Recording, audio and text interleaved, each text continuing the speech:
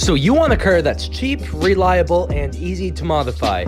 In this video, I'm going to be going over 8 of the best vehicles that you can modify for under $5,000. Coming in at the number 8 spot, we have the 8th generation Honda Civic Si. Now, the reason I didn't put this higher on the list is because it seems like everybody talks about the Honda Civic, and most people know about it, so I figured I'll keep this entry kind of short. The 8th gen Honda Civic Si comes with a 2-liter inline-4, which makes 197 horsepower, which is paired to a 6-speed manual transmission, and the power is sent to the front wheels. And on top of all this, the 8th gen Honda Civic Si has a massive aftermarket following and a massive community behind it, so finding parts to modify it, or just parts in general, is extremely easy. Throughout its whole lifespan, the Honda Civic has been one of the most reliable vehicles you can ever get. And with the 8th gen Civic Si, it's no different. It's easily one of the most reliable vehicles that you can get to modify. If you get one, just be aware that the engine bay looks extremely cramped, so it might be kind of hard to work on. But other than that, it's a really good vehicle, and it looks fairly good too. Coming in at number 7, we have the Mazda Speed 3. Now, the Speed 3 has been around for a few years. It's been through several different generations. However, it's always been a small, good-looking hatchback, which is perfect for any car enthusiast who wants a good mix of practicality, good looks, and good tuning potential. The Speed 3 comes with a 2.3-liter inline-4, which makes 263 horsepower, which is paired to a 6-speed manual transmission, which sends the power directly to the front wheels. The Speed 3 only weighs 3,200 pounds, which means that with its speed, it's able to go from 0 to 60 in as little as 5.8 seconds, and that is stock. If you start modifying it and doing things to it, you can easily bring that horsepower number up to 300 or even 400 with just simple bolt-ons. Now, coming in at the number 6 spot, we have the supercharged Chevy Cobalt SS. Now, the Cobalt SS is one of those vehicles that everybody just completely overlooks and nobody talks about it. There's 2 versions of it, the SS with a supercharger and another with the turbocharger.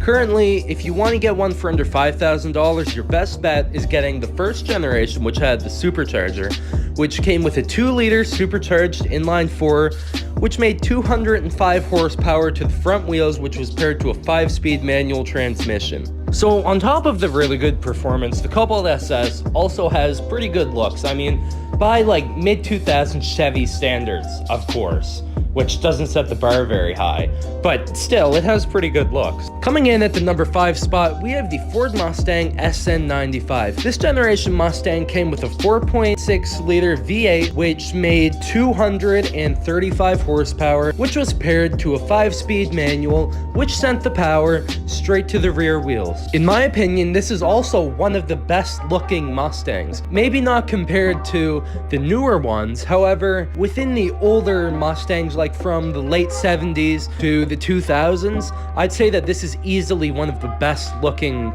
generations of it. They also have a lot of aftermarket support, so if you're looking to modify them, whether it's cosmetically or to make them faster. So coming in at the number 4 spot, we have the Mark V Volkswagen Golf GTI. The GTI, like the Mazda Speed 3, is a hatchback, which is good for car enthusiasts who want the extra trunk space or just generally like the looks of hatchbacks. The Mark V Golf GTI comes with a 2-liter turbocharged inline-4, which makes 197 horsepower and 201 pound-feet of torque, which is sent straight to the front wheels through a 6-speed automatic or manual transmission. Now, personally, I have a kind of unpopular opinion about this generation of GTI. I think this is easily the best generation, like as far as looks go, for the Volkswagen Golf GTI. It just looks so good, and I don't know what it is about it. They're just cool looking cars. Coming in at number 3, we have the 2nd generation Mini Cooper. Now, I know a lot of you are thinking that the Mini Cooper is unreliable and therefore it's not a good vehicle to modify. However, that is not true. I mean, sure, the reliability part might be true, but the fact that it's not a good tuner car is not true. It's a great vehicle to modify. It comes with a 2-liter inline-4, which makes 168 horsepower, which is sent directly to the front wheels through a manual transmission. On top of all this, the Mini Cooper, above all, it does look really good. it has a kind of timeless design, which a lot of cars just simply don't have. Like, even if you get an older one, I mean, mid-2000s, not exactly old, but they look like really good, even by modern standards. They've aged extremely well. So if you're looking for a small two-door hatchback, then the Mini Cooper is definitely one of the best vehicles that you can get for the price. Coming in at number 2, we have the Dodge Magnum RT. Now, this is one of those vehicles that simply nobody thinks about, and most people don't even know it exists. But it's a 5-door station wagon made by Dodge from 2005 to 2008. It comes with a 5.7-liter V8, which makes 340 horsepower, which is paired to a manually shiftable 5-speed automatic, which sends the power to the rear wheels. On top of all this, it's still a station wagon, which means that it's extremely practical, and it also looks fairly cool. The V8, which is found in the Magnum, it's the same V8 you can find in the same era: Chrysler 300C, Dodge Charger RT, Dodge Challenger RT, and Dodge Ram 1500. If you're looking for a good blend of good looks, power, and practicality, then the Magnum is definitely one of the best vehicles out there. Now for an honorable mention, the Volvo 240. Now, this is one of those cars that everybody just assumes is some old Volvo. They're extremely reliable. They come with a 2.3-liter inline-4, which makes 114 horsepower, paired to a 5-speed manual, sends the power to the rear wheels. Now, I know that the Volvo 240 is pathetically underpowered. However, it does have one good thing going for itself.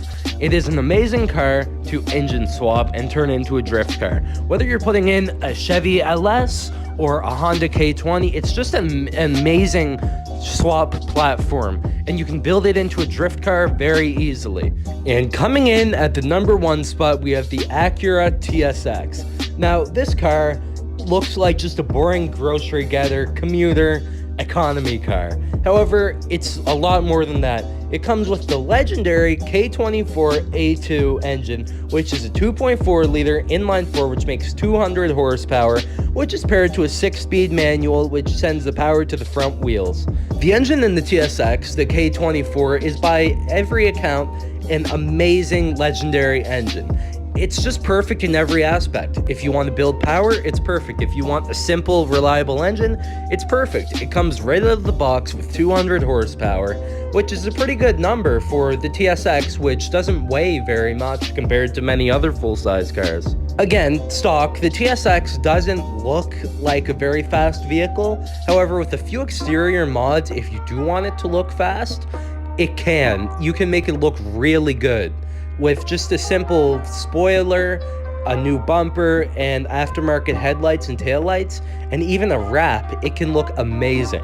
So there you have it, 8 of the best tuner cars for under $5,000. If I missed any, please leave them in the comments. And if you enjoyed this video, feel free to check out any of my other videos.